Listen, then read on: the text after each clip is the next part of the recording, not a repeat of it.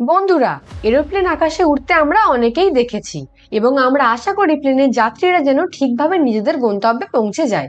কিন্তু এরোপ্লেনের ইতিহাসে এমন একটি দুর্ঘটনা ঘটেছিল যার কোনো সমাধান এখনো হয়নি। বন্ধুরা, আমরা কথা বলছি এমন একটি প্লেন দুর্ঘটনার, যেখানে একটি বিমান নিয়ম অনুযায়ী টেক অফ করলেও তা এরপরেই সম্পূর্ণভাবে উধাও হয়ে যায়। হ্যাঁ বন্ধুরা, আজ আমরা কথা বলছি MH370 মালয়েশিয়ার বিমানের, যার সমাধান এখনো হয়নি। কিভাবে এত বড় একটি বিমান উধাও হয়ে গেল, কি হয়েছিল এই বিমানের সাথে, উধাও হবার পরেও কেন এর কোনো হদিশ পাওয়া যায়নি, জেনে নেব আজকের এই ভিডিওতে। How can a Boeing 777 with 239 people on board simply vanish without a trace? An extraordinary search in the South Indian Ocean is underway. The Royal Australian Navy, coordinated by the Australian Transport Safety Board, is leading an international search for a plane that simply disappeared while on a routine flight from Kuala Lumpur to Beijing.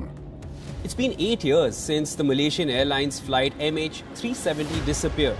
The flight had 239 passengers on board. There have been many theories and questions over the years raised regarding the mystery of the missing flight. And 8 years later, the story continues to unfold. It's the greatest aviation mystery of all time. Malaysian 370, contact Ho Chi Minh 120.9.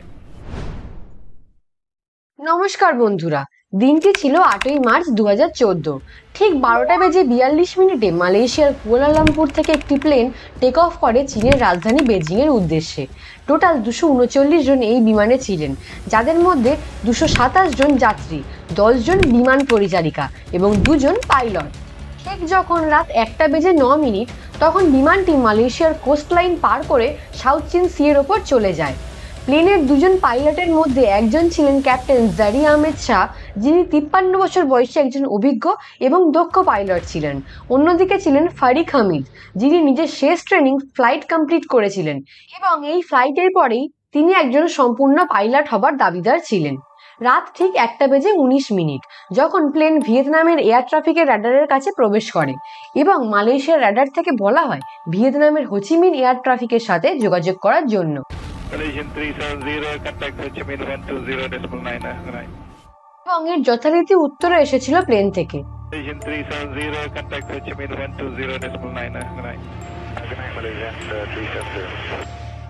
অর্থাৎ তখন সব ঠিকঠাকই চলছিল এবং এরপর থেকে প্লেনটি বিমান ইতিহাসের সব থেকে বড় দুর্ঘটনার কারণ হয়ে দাঁড়ায়, যেখানে কেবল একগুচ্ছ প্রশ্ন ছাড়া আর অন্য কিছুই পাওয়া যায়নি। রাত যখন ঠিক 1:21 তখন বিমানটি কুয়ালালামপুরের র্যাডার থেকে উধাও হয়ে যায় এবং এখানেই তারা নিজেদের প্রথম ভুলটা করে ফেলে।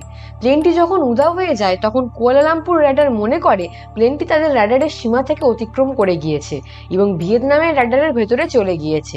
এদিকে প্লেনটি ভিয়েতনামের র্যাডারের ভেতরে প্রবেশ তো করেছিল, কিন্তু প্রবেশ করার 1 মিনিটের মধ্যেই প্লেনটি র্যাডারে আর ধরা পড়েনি। তখন ভিয়েতনামের এয়ার ট্রাফিক অনেকবার প্লেনটির সাথে যোগাযোগ করার চেষ্টা করলেও প্লেন থেকে কোনো রকম উত্তর আসেনি। উত্তর না আসার কারণে ভিয়েতনামের এয়ার ট্রাফিক কুয়ালালামপুর এয়ার ট্রাফিকের কাছে জানায় যে MH370 তাদের র্যাডার থেকে হঠাৎ করে উধাও হয়ে যায় এবং যোগাযোগ সম্পূর্ণভাবে বিচ্ছিন্ন হয়ে যায়। তখন যত তাড়াতাড়ি সম্ভব একটি সার্চ অপারেশন চালানোর দরকার ছিল, কিন্তু এই সার্চ অপারেশন চালানো হলো প্রায় 4 ঘন্টা 30 মিনিট পর, অর্থাৎ 6:35 নাগাদ। এই সময় প্লেনটির চীনের বেজিং এ ল্যান্ড করার কথা ছিল, কিন্তু ল্যান্ডিং তো দূরের কথা, প্লেনটির কোনো রকম হদিশ তখন অবধি পাওয়া যায়নি। এরপরে শুরু হয় প্লেনটিকে খোঁজার জোরকদম কাজ। প্লেনটির পুরো রাস্তা এখন আপনারা স্ক্রিনে দেখছেন। এই রুট ধরেই প্রথমে সার্চ করার কাজ শুরু হয়। কুয়ালালামপুর থেকে বেরিয়ে ভিয়েতনামের র্যাডারে ঢোকার আগে প্লেনটিকে সাউথ চীন সি এর ওপর লাস্ট ট্রেস করা হয়েছিল, সুতরাং সাউথ চীন সি এর ওপরই খোঁজার কাজ প্রথম শুরু করা হয়। প্রায় 7টি দেশের 34টি জাহাজ এবং বিমান এই কাজে নিযুক্ত করা হয়েছিল, যাদের মধ্যে অস্ট্রেলিয়া, চীন, বাংলাদেশ, ভারতের মতো দেশ এই খোঁজার কাজে নিজেদের সামিল করে। কিন্তু প্লেনের কোনো রকম কোনো হদিশ পাওয়া যায়নি। এইভাবে কেটে যায় বেশ কিছুদিন। ঠিক এর 4 দিন পরে, অর্থাৎ 11ই মার্চ 2014, ওই দিন খবর আসে ভিয়েতনামের র্যাডার থেকে উধাও হয়ে যাওয়ার পরে প্লেনটিকে ঠিক রাত 2:22 একটি মিলিটারি র্যাডারে ধরা পড়ে। মিলিটারি র্যাডারের তথ্য অনুযায়ী প্লেনটি উড়ে যাচ্ছিল আন্দামান নিকোবরের দিকে, যেদিকে প্লেনটির যাওয়ার কথা নয়। তাহলে কেন যাচ্ছিল, উদ্দেশ্যটা কি ছিল প্লেনটির? অন্যদিকে ভিয়েতনামের ডেপুটি যোগাযোগ মন্ত্রী পামকে থেইয়ের বক্তব্য অনুযায়ী তিনি বলেন, প্লেনটি আমাদের র্যাডার থেকে উধাও হয়ে যাবার পরই আমরা মালয়েশিয়াকে এই ব্যাপারে জানাই, কিন্তু তারা এই কথার কোনো রকম গুরুত্ব দেয়নি। যেমনটি আমি আগেও বললাম, এখানে সৃষ্ট একটি বড় বিভ্রাটের। ভিয়েতনাম উধাওয়ের কথা জানালেও মালয়েশিয়া মনে করে কোনো কারণে হয়তো র্যাডারে ধরা পড়েনি, এবং এর কারণে যে কাজ 1 ঘন্টার মধ্যে হওয়া উচিত ছিল সেটি হতে প্রায় 4 ঘন্টা দেরি হয়ে গেল। এর ঠিক কিছুদিন পরেই খবর আসে প্লেনটি স্যাটেলাইটের সাথে নিজে থেকেই যোগাযোগ করার চেষ্টা করেছিল। কিন্তু দুর্ভাগ্যের কথা হলো যে প্লেনটি শুধুই স্যাটেলাইটের সাথে যোগাযোগ করার চেষ্টা করেছিল, কোনো রকম যোগাযোগ না হয় স্যাটেলাইট কোনো রকম ডেটা ট্রান্সমিট করেনি। তবুও এখানে স্যাটেলাইটকেই কাজে লাগিয়ে প্লেনটির গতিপথের অনুমান করা হয়। বিশেষজ্ঞদের মতে প্লেনটি যখন স্যাটেলাইটের সাথে যোগাযোগ করার চেষ্টা করেছিল তখন স্যাটেলাইট তাতে রেসপন্স করেছিল, এবং রেসপন্স করার সময় নিশ্চয়ই স্যাটেলাইটের অ্যান্টেনা প্লেনের দিকে মুভ করেছিল।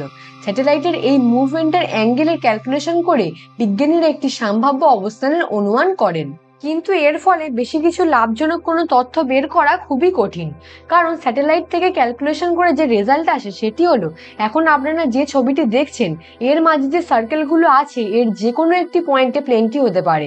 সেটি এখানে হতে পারে, এখানে হতে পারে, বা এখানেও হতে পারে। স্যাটেলাইটের সাথে প্লেনটির এই যোগাযোগের ঘটনাকে স্যাটেলাইট হ্যান্ডশেক বলা হয়। এখানে সার্কেলগুলি আপনারা দেখছেন, এর মধ্যে যে সার্কেলটি সব থেকে ভেতরের দিকে আছে তার সঙ্গে লিঙ্কডের যে টাইমটি আপনারা দেখছেন, এটি হলো এই টাইম যখন প্লেনটি প্রথমবার স্যাটেলাইটের সাথে যোগাযোগ করার চেষ্টা করে, এবং সব থেকে বাইরের দিকে যে সার্কেলটি দেখছেন এটি হলো সেই টাইম যখন স্যাটেলাইটের সাথে শেষবারের মতো প্লেনটি যোগাযোগ করার চেষ্টা করেছিল। এবার এত বড় একটি এরিয়াতে সার্চ অপারেশন চালানো তো পসিবল নয়, সেই জন্য আবারও বিশেষজ্ঞরা ক্যালকুলেশনের মাধ্যমে অপেক্ষাকৃত ছোট একটি জায়গার কথা সামনে আনেন। সেই জায়গাটিকে বর্তমানে দ্য 7th আর্ক বলা হয়। শুরুতে 12টিরও বেশি দেশ সম্মিলিতভাবে মালাক্কা প্রণালী ও দক্ষিণ চীন সাগরে মোট 27,000 বর্গ নটিক্যাল মাইল অর্থাৎ 93,000 বর্গ কিলোমিটার বা 36,000 বর্গ মাইল এলাকা জুড়ে নিখোঁজ বিমানটির খোঁজে অনুসন্ধান চালিয়েছে। প্রাথমিকভাবে ভিয়েতনামকে প্রাধান্য দিয়ে অনুসন্ধান পরিচালনা করা হলেও 11ই মার্চ ভিয়েতনামে বিমানটির খোঁজ পাওয়ার সম্ভাবনা কমে আসে।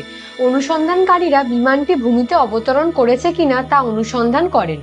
12ই মার্চ কর্তৃপক্ষ মালাক্কা প্রণালীর উত্তর পশ্চিমের আন্দামান সাগরে অনুসন্ধান শুরু করে। 15ই মার্চ মালয়েশিয়ার প্রধানমন্ত্রী নাজিব রাজাক একটি সংবাদ সম্মেলনে ঘোষণা দেন, এবং তিনি স্যাটেলাইট এবং র্যাডার তথ্যের উপরে ভিত্তি করে বলেন বিমানটি কেউ ভেবেচিন্তে র্যাডার থেকে বিচ্ছিন্ন করে দিয়েছে।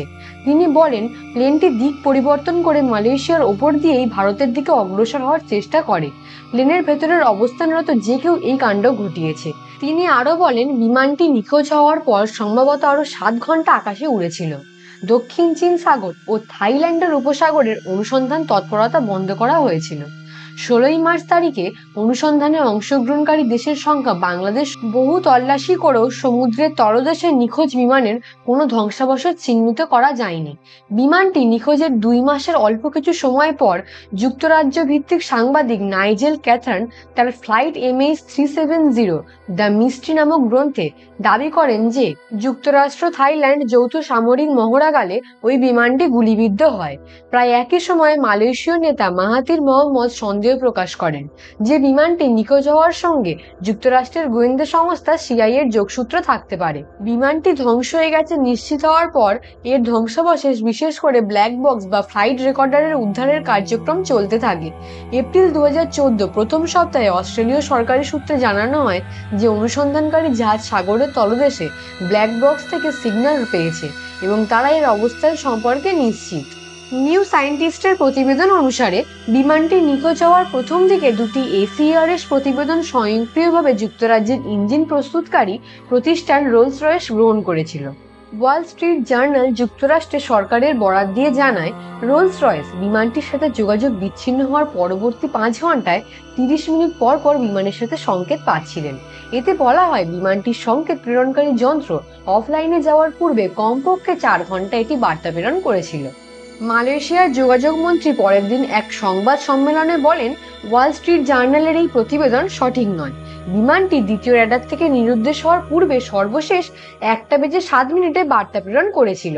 ওয়াল স্ট্রিট জার্নাল পরবর্তীকালে তাদের প্রতিবেদন থেকে রোলস রয়েসের উৎস বাতিল করে দেয়। 15 মার্চ মালয়েশিয়ার প্রধানমন্ত্রী বলেন, সর্বশেষ সংকেত যা মালয়েশিয়ার স্থানীয় সময় 8:11 গৃহীত হয়, এটি সম্ভবত উত্তরে কাজাখস্তানের মতো উত্তরের কোনো অবস্থান থেকে এসেছে। নাজিব ব্যাখ্যা করে বলেন, সংকেতের উৎসের স্থানাঙ্ক সম্ভাব্য দুটি জায়গা থেকে আসতে পারে, উত্তর দিকে সর্বোচ্চ কাজাখস্তান ও তুর্কমেনিস্তান সীমান্ত থেকে থাইল্যান্ড পর্যন্ত এবং দক্ষিণে ইন্দোনেশিয়া থেকে দক্ষিণ ভারত মহাসাগর পর্যন্ত। 2015 সালে মাদাগাস্কারের একটি দ্বীপে প্লেনটির ফ্ল্যাপেরন উদ্ধার করা হয়। এরপর 2018 সালে ওশিয়ান ইনফিনিটি নামের একটি কোম্পানি মালয়েশিয়া সরকার সম্পূর্ণভাবে ভুল ঘোষণা করে দেয়, কারণ পুলিশ যখন প্লেনের সমস্ত যাত্রীর ব্যাকগ্রাউন্ড চেক করে তখন দেখা যায় দুজন পাইলটের এমন কোনো কারণ ছিল না যাতে তারা প্লেনটিকে ক্র্যাশ করবেন, সেটি মেন্টালি হোক বা ইকোনমিক্যালি। একইভাবে প্যাসেঞ্জারদের ব্যাকগ্রাউন্ড চেক করলে দেখা যায় প্লেনে এমন কেউই ছিল না যারা প্লেনটিকে হাইজ্যাক করাতে পারে।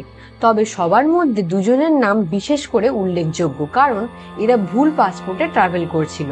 এদের মধ্যে একজন ছিলেন পৌরিয়া নূর মোহাম্মদ মেহেরদাদ এবং অন্যজন দেলবার সৈয়দ মোহাম্মদ দেরজা, কিন্তু এদের ওপর থেকে কোনো আরোপ সরিয়ে নেওয়া হয়, কারণ এই ভুল পাসপোর্ট ছাড়া এমন কোনো কিছু পাওয়া যায়নি যার মাধ্যমে এদেরকে দোষী প্রমাণ করা যায়। এরপরেই আসে সব থেকে বেশি ভরসাদার থিওরিটি। এই থিওরিতে বলা হয় প্লেনটি কোনো যান্ত্রিক কারণে ক্র্যাশ হয়ে গেছে। বিশেষজ্ঞরা এই থিওরিটিকেই সব থেকে বেশি প্রাধান্য দেন, কারণ এই ঘটনার সম্ভাবনা সব থেকে বেশি। এছাড়াও আরো অনেকে এই থিওরি নিয়ে অনেক কিছু বলেন।